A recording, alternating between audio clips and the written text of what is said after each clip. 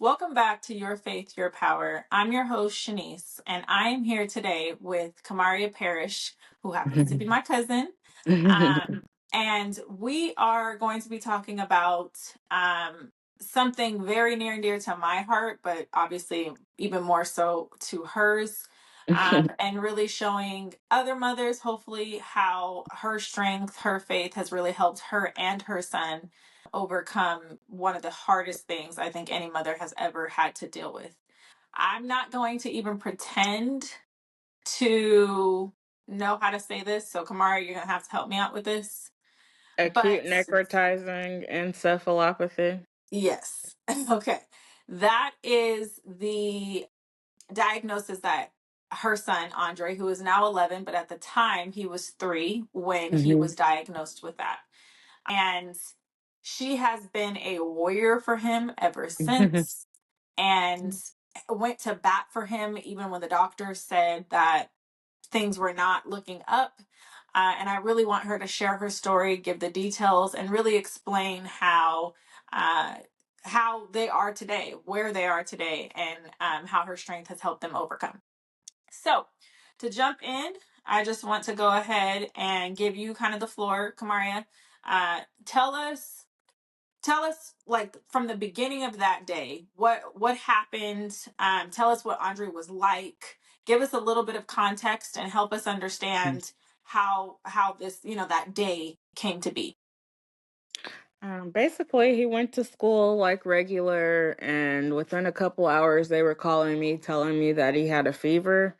So we went and picked him up, took him to the doctor. They gave him, I think, an antibiotic and something else. And I gave him his meds. He was real lethargic, clingy. And then that night, I went to give him his sippy cup because he still liked to drink milk at night. And when I went to wake him up, he wouldn't wake up, and his body went limp in my arms, and he vomited. So I assumed maybe he choked on his vomit in his sleep. Right. So then I called the ambulance, and they suctioned him, and he still wasn't coming to after they suctioned him out. So they rushed us to community, to the ER, and they did a CAT scan, and I don't remember what else. A CAT scan, and they intubated him, and they found lesions on his brain, and they thought he had something called ADEM. I don't know what that stands for, but then they transferred us to Valley Children's, and that's where they officially diagnosed him with A&E. And they didn't have a whole lot of hope because it's a 70% mortality rate. And that's really when everything spiraled from there after hospital. So he essentially before this, like that day, he was just not feeling good, but necessarily Yeah, just like a okay regular cold. Yeah. Nothing out of the ordinary to where I would have rushed him to the to the hospital. hospital. Yeah. So knowing how that transpired. Tell us what happened after that. While you guys are in the hospital, give our audience a little bit of explanation as to what happened in the days following that initial event. Okay, so once we got to Valley Children's, they did another scan, and the spots on his brain were growing. So they started steroids, IVIG, and what else did they give him? IVIG, steroids, and I think that was it initially. They gave him the steroids to decrease the swelling and to hopefully stop the spots for growing on his brain, and then they had him in a sedated state so that his brain could rest. And he was intubated so he didn't have to work as hard at breathing. They wanted to do a scan, I think, within another 3 to 4 days to see if anything had changed or gotten worse. And when they did the second scan, the spots weren't growing, but the spots that had already died off were critical um, spots for everyday functioning of the body. So he had a spot on his brain stem, which controls the sleep wake cycle. I think he had a spot on his cerebellum, which controls motor function. And then there was other spots in other places, but I don't remember exactly where. Those were the two main ones. Yeah. So those spots, essentially, the doctors were saying because they were there, they weren't functioning correctly. That's what that means. No, basically that since they were there, that the brain matter or whatever brain cells were gonna die off because necrosis means death, Yeah. I Yeah. guess. Yeah. Yeah. So they didn't think that he would be able to regain any of that matter or skills back that he had lost. So they didn't think he would ever wake up at all because that's the part that controlled the sleep wake cycle. So they thought he was gonna, if he did live, he would be a total vegetable and he would probably have to have a trach. Um, whew. Okay, so tell us how long you guys were in the hospital then. So at this point, it's progressed. There's more information from the doctors. Tell us how long you guys were in the hospital, and then what was the doctor's prognosis given all this, this information. Give us a little bit of insight into that. So we were in ICU for about 11 days. And I want to say on like Wednesday, Thursday, Friday, Saturday, Sunday. We were in there about 5 days when they were starting to talk to me about taking him off the ventilator and what kind of quality of life he would have, and trying to talk to me about trachs, and basically trying to talk to me about putting him on hospice because they didn't think he would live, and that if he did live, he would just be a vegetable, and that wouldn't be fair to him. And what were the emotions that you were experiencing? What were the thoughts? Tell us where My you were. emotions were all over the place. I tried to jump on the doctor when he told me that he probably wasn't going to live. Your mom actually held me back. And it was like a roller coaster. I basically told my parents, if I have to plan one funeral, we're going to plan two cuz I'm going to die too. Yeah. If not physically, mentally, like my whole world revolved around Andre. It still does. I think most mothers absolutely understand that. I mean, I know I do. Obviously, at the time, Yeah, when Andy was going through this, I was not a mom. So that's a, technically. I wasn't a mom biologically. You're right, but Right. I always call Andre my son, and she is just the surrogate, by the way. But Facts. realistically, I think most mothers could totally understand Mhm. that feeling. Your children become your life when you have them. Mhm. So that makes sense. I mean, I don't know too many other mothers that would say or feel anything differently. Right. So with that being the case, how did you navigate that? Like, how did you navigate the grief, the prognosis that the doctors are giving him? What did you do to kind of push through that, push past that? I refused to accept anything that they told me. I just when they told me to plan a funeral, I started planning a party. Yeah, I refused to accept anything they said. Anytime they tried to come into the room to tell me something else, I told them that they weren't allowed in his room unless they had something positive to say. Oof, oof, that's strong. Yeah, And did they respect that? for the most part. Okay. Obviously, I was there, what, day three? Day Yeah, two or three? something like Um, that. and I know there was still a lot going on, but setting that standard or that boundary, did that change anything for you? Do you feel like there was an improvement in Yeah, on? because I feel like there was an improvement once we got like the negative energy and vibe out, especially his dad and his dad's family. But To me, it was just like, if you're gonna keep telling me the same thing over and over, if he's gonna die, you telling me it over and over is not gonna change the Right. what's gonna happen. So I don't need to keep drilling that in my head. I get it. Like, it doesn't look good, but just because it doesn't look good doesn't mean it's not gonna end good. So with hearing this from them, were there moments where you felt like maybe you didn't have the mental strength that you were like portraying, like internally, were Oh, you actually absolutely. It was definitely an act. I felt like I was crumbling inside, but if I didn't act it, I didn't know how else to try to feel it. It was hard. I oh, didn't leave the hospital or shower for like maybe a week.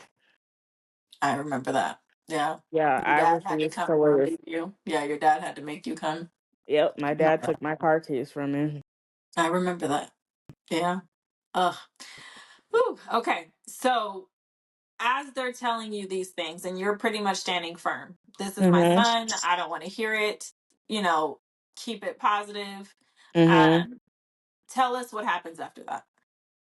So I want to say like day 4 or 5, something like that. They consulted with Stanford Okay. and they decided to try something called plasmapheresis, which is where they flush the blood out of your body and filter all the nasty toxins out Right. of the virus or whatever. And they did, I want to say, 2 to 3 rounds of that. It was almost kind of like dialysis. Right. Okay. And they did that. And then I want to say maybe like 7, 8 days later, he finally woke up. But when he woke up, he was just like staring blankly, like he was there but not there.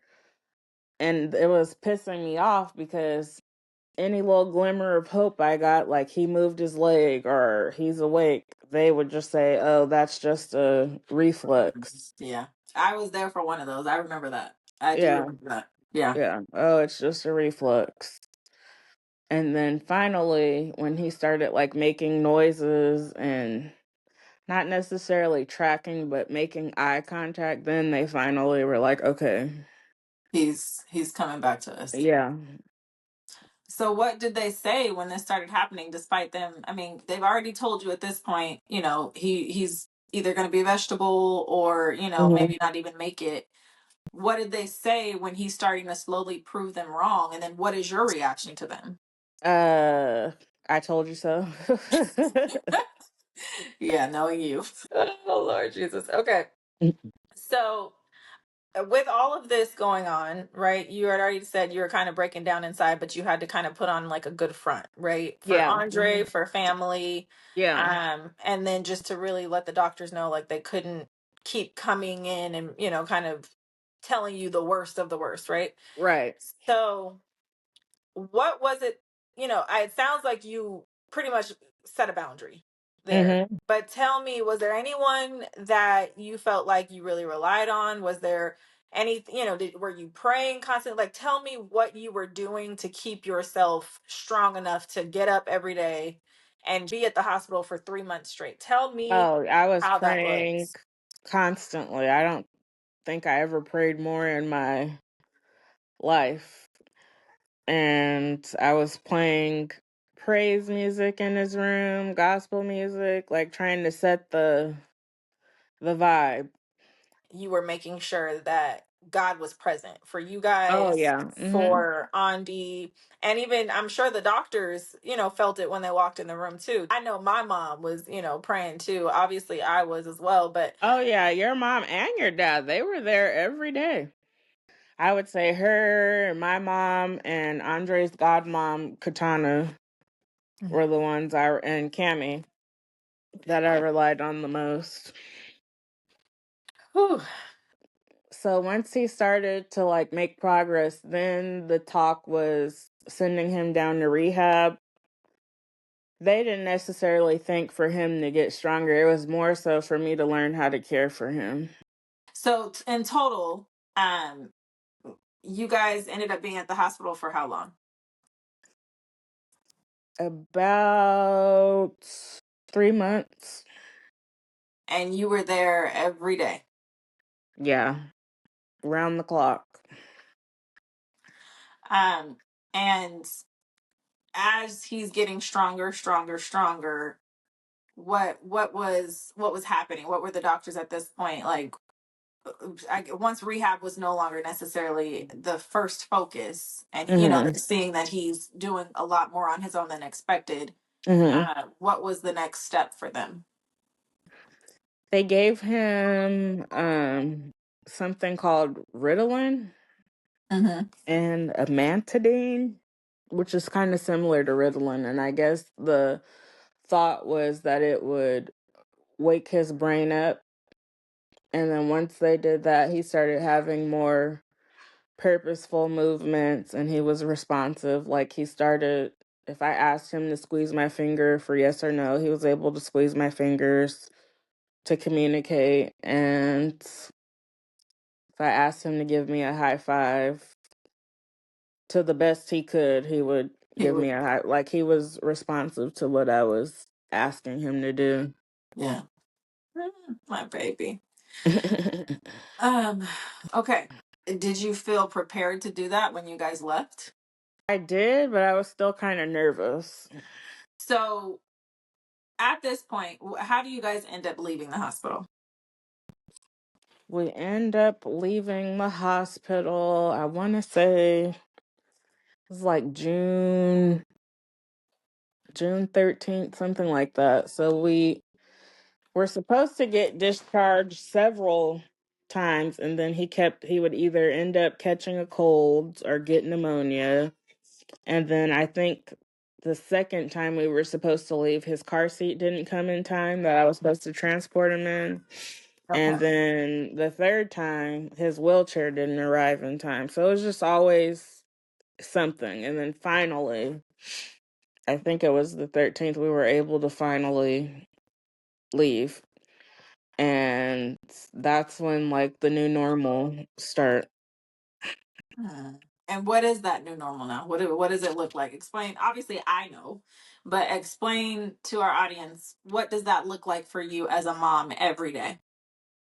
Basically, it's round the clock care. It's medicine several times a day, breathing treatments 3 to 4 times a day, making sure he's in his standing frame so his hips don't get out of alignment at least once a day, and therapy appointments basically every day. He has speech therapy, physical therapy, and I'm working on trying to get him back in occupational therapy, but there's such a shortage in Fresno. And then he has school in the evenings, so he's always have something to do.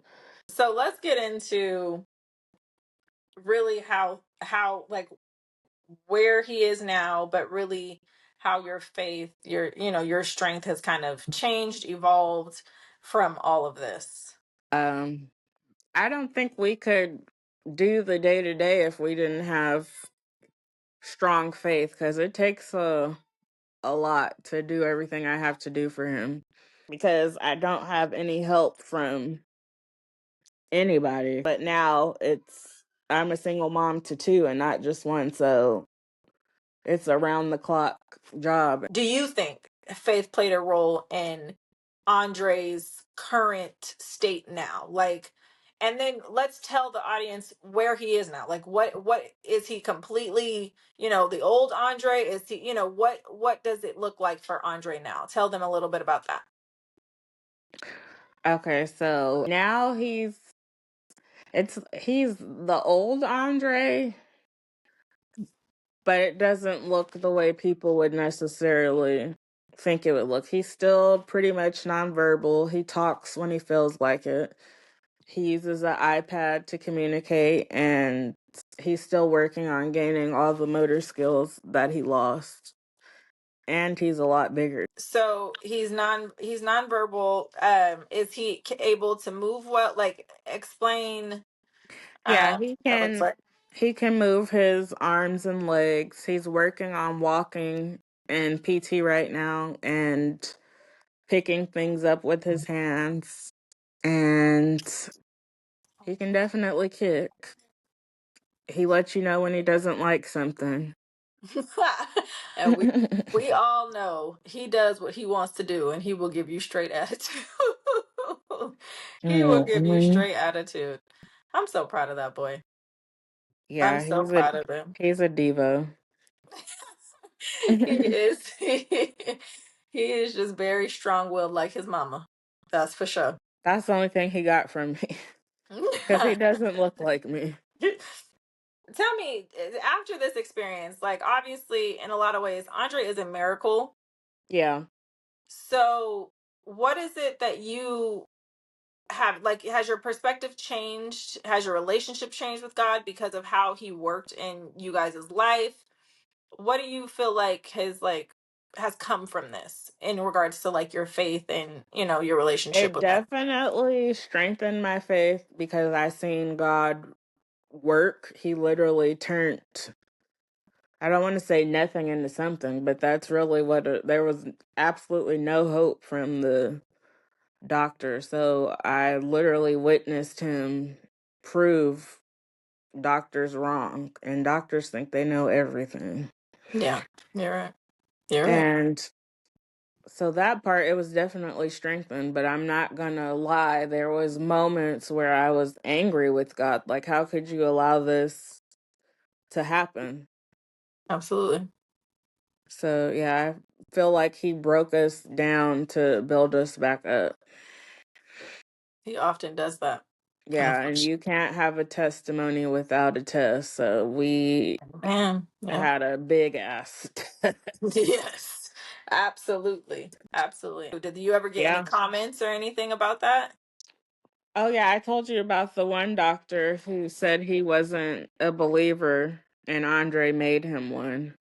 And then he ended up apologizing and he put Andre in his textbook to show his students that he's not always right, Oh my God. which was very humbling for him. Absolutely. I mean, to actually claim, especially from a doctor, I imagine, they always do feel like they And know a then lot. also, like, I want to say maybe 6 years ago, I was walking in the park practicing for Andre's race for Break the Barriers. Yeah, yeah, yeah. And I seen the doctor that was talking to me about turning him off life support. And I wheeled Andre right up to him and said, "Does this look like a vegetable to you?" Oh, my baby. And he He's such a said, testimony. yeah, he said, "No, it doesn't. And I'm happy I was wrong." And he was telling me it was good to see us. And then one time I took Andre to Children's for an appointment and I went down to rehab to visit some of the people. And I seen one of the residents that was in the room when they told me he wasn't going to live. And I went up to her and asked her, "Does this look like a vegetable?" And she started crying because she always wondered what happened to him. Oh my gosh. Because, after residents, they don't like get to follow up with Right. Right. everything. So, Yeah. yeah. Like his story was a testimony, absolutely, Hmm. because you're walking up to doctors, being able to tell them, show that he's living proof, literally living proof Yeah. of a testimony. Yeah. And sometimes we all know God uses you in ways that obviously we probably would never choose for ourselves, Right. right? But he always turns that pain to good. So I Yeah. love seeing his purpose already. You know what I Hmm. mean? Like Andre's purpose is already in the works. He's such Yeah. a testimony. It's not even funny. The last few questions I have for you, and we'll jump into just what things finish, with what things look like now. But Mm-hmm. has this reshaped you as a woman in any way? And a mother, but a woman specifically. Have you been reshaped by this experience, by the strength that you showed in this experience? Because you stood up to doctors. Uh, yeah, it's definitely hardened me in some ways. Not always the best way because if I can get through this, like nothing else really phases me. Mhm. So that's good and bad. Yes. Yes. But I mean, not necessarily like to just be like, oh, I'm just a badass, but it's hard to hurt my feelings. Hmm. Yeah. And Yeah. I know that for sure. Yeah. Well, Yeah. I mean, I think that's good though, because I feel like you can stand on something. Like what you Yeah. believe is what you believe. It doesn't matter what someone says. Like, Right. someone can try and hurt you, but the reality is you know what you've overcome. Right. So to me, and I mean, I had the same perspective with my own situation. Like now, people are going to have opinions about the things that I do. That the way I present myself. But the reality is, I know who I am today because of the things I've overcome. Mm-hmm. And I think that's important to recognize. We all change through the experiences that we have. Mm-hmm. So what is the typical day now? I know you said you guys have the medicine. He has his OT and PT. Mm-hmm. Um, what are some things now that you're doing from this experience? Tell us a little bit about what you're doing now to really help Andre. And we like to call it, guys, Team Andre. Like Mm-hmm. Andre is a brand now. He is a brand. um, so tell us about Team Andre. What is that about? So Team Andre is basically everybody who rallies around him and supports him. So it started in the hospital. That was the hashtag for all of our update posts for him. So Team Andre now is all his therapists, all his social media followers, his family. And a typical day now, like I said, is basically therapy. Andre needs a driver's license. Right, you become the taxi.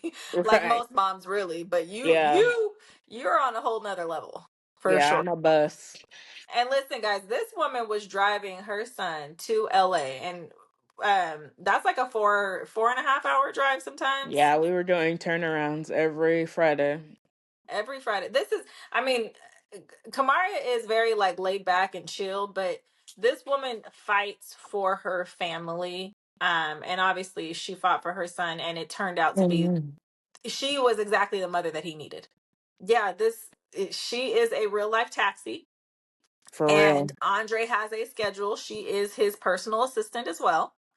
But and now that you have like now that he's created this Team Andre brand, tell us more about what is Team Andre, like what are you doing with Team Andre now that he's out the hospital, he's thriving, he's a living testimony.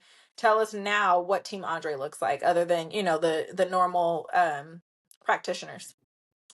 So basically, like I said, it's his social media following, and then we just launched his brand, Team Andre, on Printify.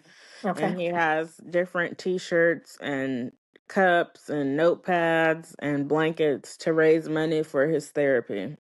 Okay. One thing I think it's important to mention is Kamaria also pays out of pocket. He does receive some services, well, quite a few services, but Kamaria also pays out of pocket for his therapies.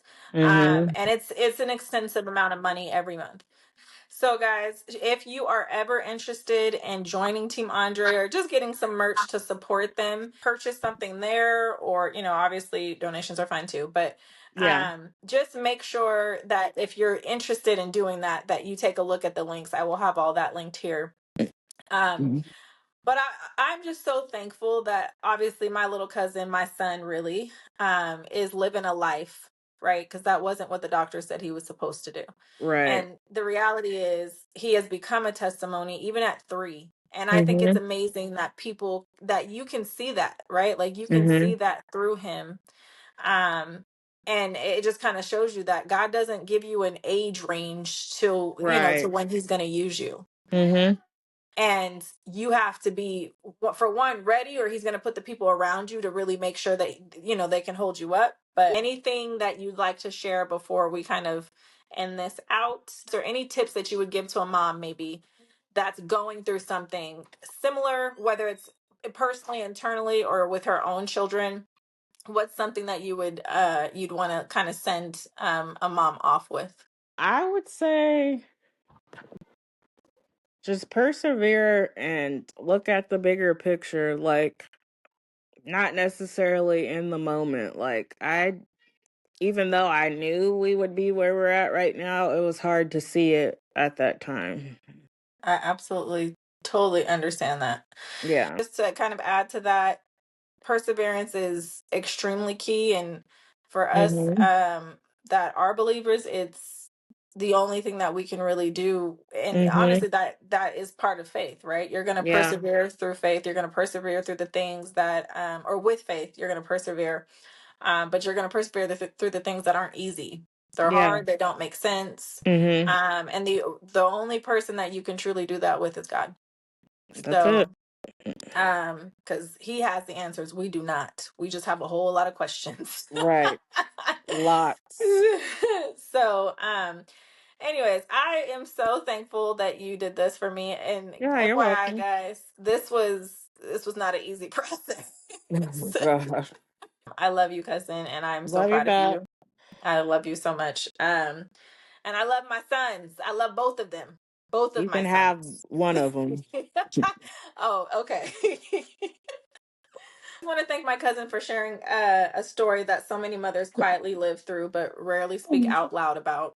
Mhm. Your vulnerability is amazing. She says she's a little hard, you guys. It served her well, and it Mhm. served her son well. But I appreciate you opening up and sharing with us on this platform. But all right, I'm going to close this out. Again, thank you. And Mhm. thank you, audience, for listening. If you guys are interested in any of the information that we've provided, I will link her Team Andre merch. I'm going to link her Instagram. If you want to add her or, follow her, please do. She is always sharing Andre's journey. And I Mhm. think it's really important to have people that learning about what he's dealing with as well, and what he's where he's currently at. Okay, Mhm. so just take a look at that information. Happy to have you guys, and I will see you guys on the next episode. All All right, right. Bye. bye.